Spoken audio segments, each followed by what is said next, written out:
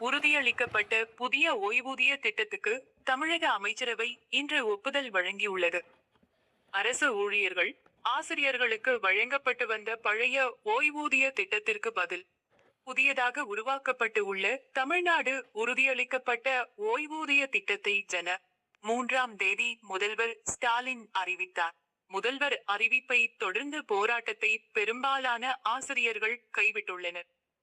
ஆனால் இடைநிலை ஆசிரியர்கள் மட்டும் சம வேலைக்கு சம ஊதியம் என்று போராட்டத்தை தொடர்ந்துள்ளனர். இந்நிலையில் உறுதியளிக்கப்பட்ட புதிய ஓய்வூதிய திட்டத்துக்கு முதல்வர் ஸ்டாலின் தலைமையிலான தமிழக அமைச்சரவை இன்று ஒப்புதல் வழங்கியுள்ளது. அமைச்சரவை ஒப்புதலை தொடர்ந்து புதிய ஓய்வூதிய திட்டத்துக்கான விதிமுறைகள் வகுக்கப்பட்டு வரும் நிதியாண்டு முதல் பயன்பாட்டுக்கு வரும் என எதிர்பார்ப்பு எழுந்துள்ளது. மேலும் அமைச்சரவை கூட்டத்தில் புதிய தொழில் கொள்கைகள், தூய்மை பணியாளர்கள் போராட்டம் குறித்தும் விரிவாக ஆலோசிக்கப்பட்டது.